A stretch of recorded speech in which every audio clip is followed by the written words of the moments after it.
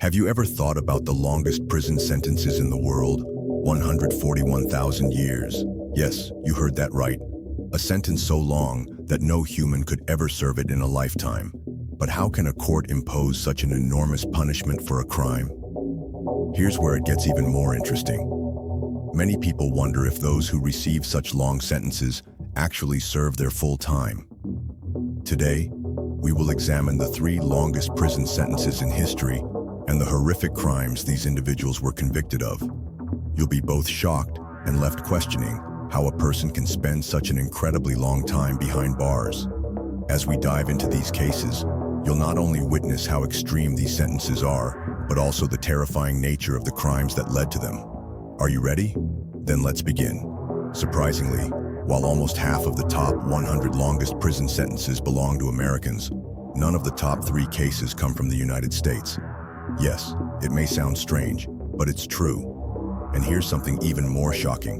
You're probably wondering what kind of crimes could result in such extreme sentences. A brutal mass murder? A merciless serial killer? Without keeping you in suspense any longer, are you ready? Then let's dive in. The year 2004 witnessed one of the deadliest terror attacks in European history. On March 11, 2004, the Spanish capital, Madrid, was struck by simultaneous bombings at 4 train stations during the morning rush hour, sending shockwaves around the world. With 191 lives lost and nearly 2,000 people injured, this attack became one of the most horrifying terrorist incidents in modern European history. At first, the perpetrators behind the attack were believed to be part of Al-Qaeda. However, as investigations progressed, a different picture emerged. While the group responsible was influenced by Al-Qaeda, the attack was actually organized by a network of local radical Islamist militants.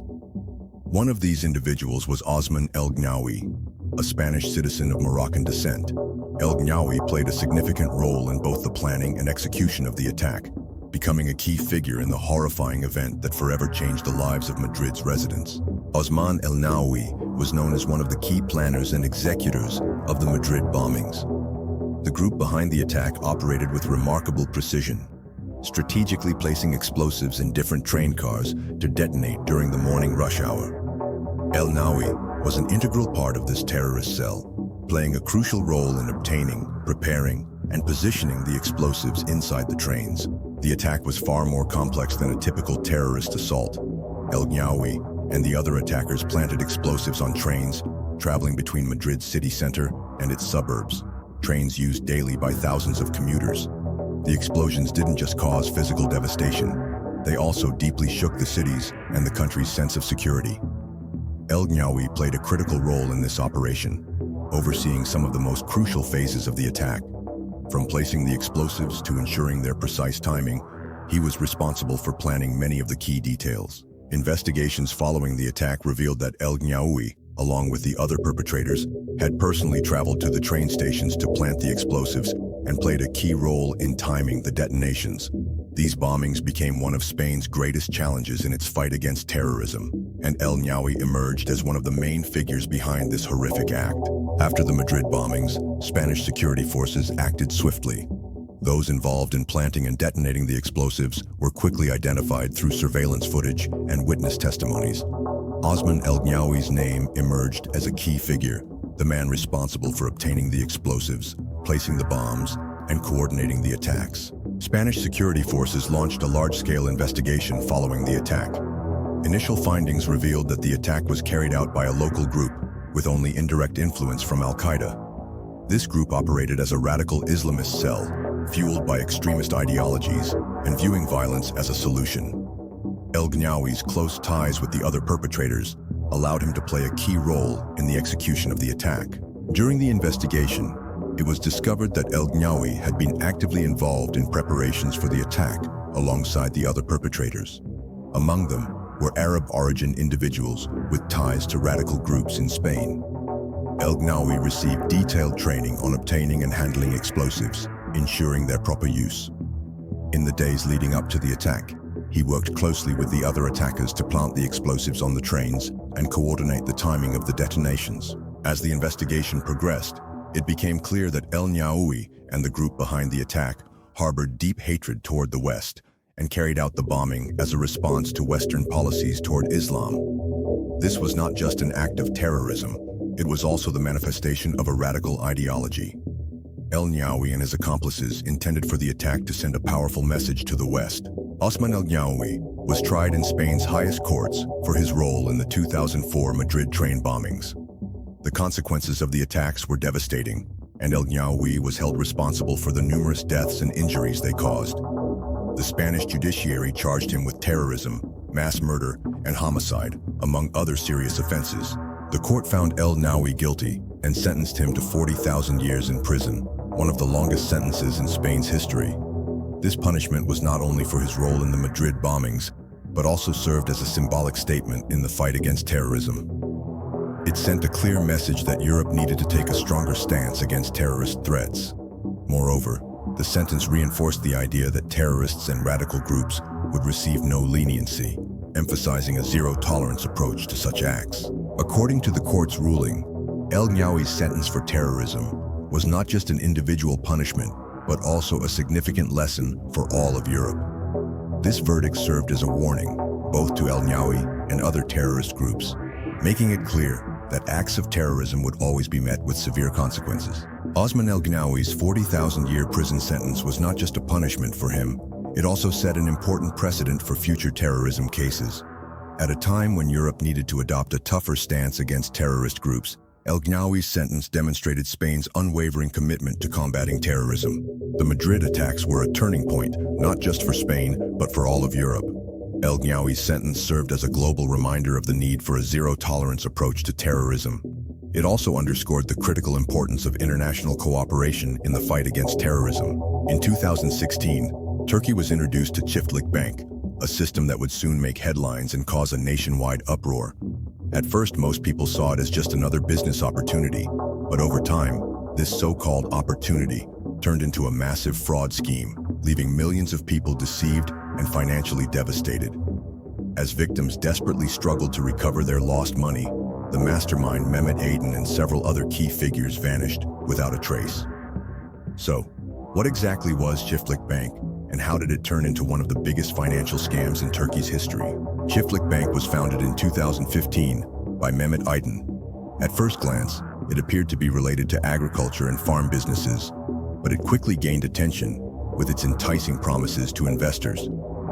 The system presented a business model where investors could purchase virtual animals, grow them in a digital farm, and earn profits over time. Initially, there was no suspicion, and Çiftlik Bank rapidly spread across social media. Leveraging popular influencers and TV programs, it successfully attracted a massive customer base. In the system, users could purchase various virtual animals, which were portrayed as if they were part of a real-world production model. These virtual animals were raised in digital farms, and their value supposedly increased over time. Investors believed that after a certain period, they could sell their animals for high profits. This model seemed appealing to everyone, but in reality, it was the perfect disguise for a massive Ponzi scheme. Çiftlik Bank's marketing strategy expanded at an incredible pace. From television commercials to social media promotions, the system gained massive attention, fueled by endorsements from celebrities and high-profile events. People, lured by the promised high profits from their virtual animals, eagerly invested large sums of money into the system. However, most investors failed to see the truth hidden beneath it all. At first, small-scale investors joined the system, and as they started making profits, they increased their investments. Meanwhile, Mehmet Aydin, the founder of Çiftlik Bank, showcased his luxurious lifestyle on social media, reinforcing a false sense of trust and doing everything he could to attract even more people to the scheme. As Çiftlik Bank continued to expand, more and more people joined, eventually reaching nearly 1 million investors. This staggering number transformed the scheme into one of Turkey's largest financial fraud networks, affecting a significant portion of the population. Çiftlik Bank wasn't just a virtual system, it also expanded into the physical world with stores and branches across Turkey. Shops were opened in major cities, showcasing promotional displays to convince people that the virtual farms were real. Inside these stores, investors could see photos of farm animals, agricultural products, and advertisements promising high profits. These physical locations strengthened the illusion of legitimacy, further reinforcing people's trust in the system. Additionally, Mehmet Aydin, the mastermind behind the system, drew attention with his lavish lifestyle, flaunting luxury cars and extravagant villas. As people saw the glamorous advertisements featuring high-end vehicles and mansions, they felt even more encouraged to chase after the promised profits. Aydin's carefully crafted image as a successful businessman further reinforced the foundation of the scam, making it even more convincing. While everything seemed to be running smoothly, the true face of the system was eventually exposed. Over time, Shiftlik Bank could no longer sustain its rapidly growing financial obligations. The money from new investors was being used to pay off earlier investors, causing the Ponzi scheme to unravel. As time passed, people stopped receiving their promised profits, and when they tried to withdraw their money, they were left empty-handed. After the first major audits and complaints, the true scale of the fraud slowly began to surface. Authorities confirmed that Shiftlik Bank was a Ponzi scheme, where a few got rich, while thousands were left in financial ruin. However, by the time the fraud was fully exposed, the damage had already been done. In total, Shiftlik Bank scammed nearly 1 million people, causing a financial loss of over 1.2 billion Turkish lira. After the scandal broke, Mehmet Aydin and several Shiftlik Bank executives disappeared. However, after intensive searches and investigations across Turkey, Aydin and his team were spotted by civilians in Argentina in 2018, living a luxurious lifestyle. Since he was on an Interpol red notice, authorities launched a special police operation, raiding his hideout and arresting him. Later, Mehmet Aydin was extradited to Turkey, where he was arrested and charged with fraud. And the result you've all been waiting for, a total of 45,376 years and 6 months of imprisonment, was handed down. Since this verdict was finalized just a few days ago, you might not find this information in many places yet. Concluded in 2025, this case has gone down in history as the second longest prison sentence ever recorded. Thousands of people affected by the Shiftlik Bank scam turned to the courts in an attempt to recover their lost money. Following the incident, victims launched campaigns on social media to make their voices heard, but most were unable to reclaim their funds. Shiftlik Bank was not just a fraud, it also exposed how the dream of making easy money was exploited in Turkey. The scale of the scandal had not only financial, but also psychological and social impacts. People suffered significant losses, both materially and emotionally.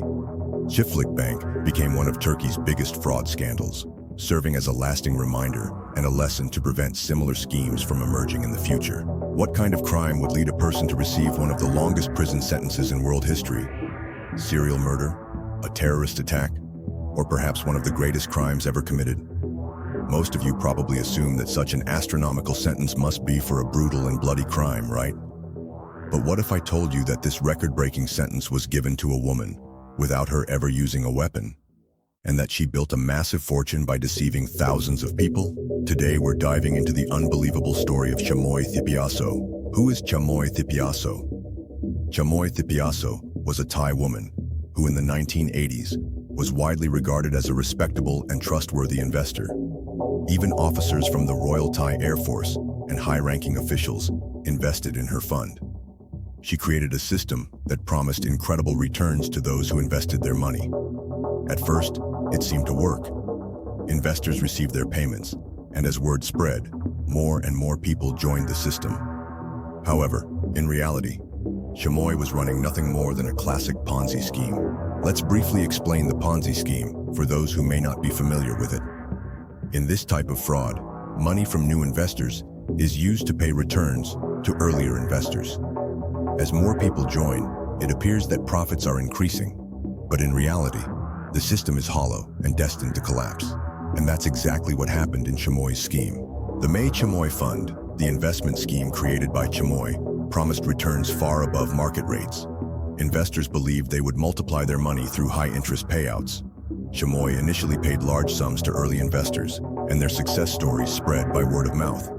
But were these profits actually coming from real investments? Of course not.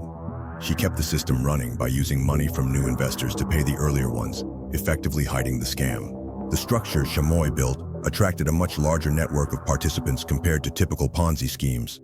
Even Thailand's top business people, government officials, and military personnel invested in the system, making the fraud appear even more legitimate. With high-profile, state-connected individuals involved, public trust grew, and more people poured their money into the scheme.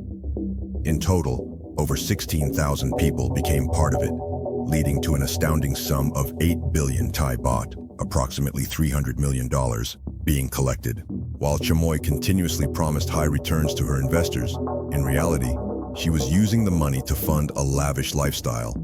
She spent millions on the country's most expensive homes, luxury cars, extravagant travels, and grand events. However, as with all Ponzi schemes, the system eventually began to collapse. By 1989, investors started knocking on Chamoy's door to retrieve their money. However, she could no longer make payments. At first, she tried to stall them with excuses, claiming that payments were merely delayed.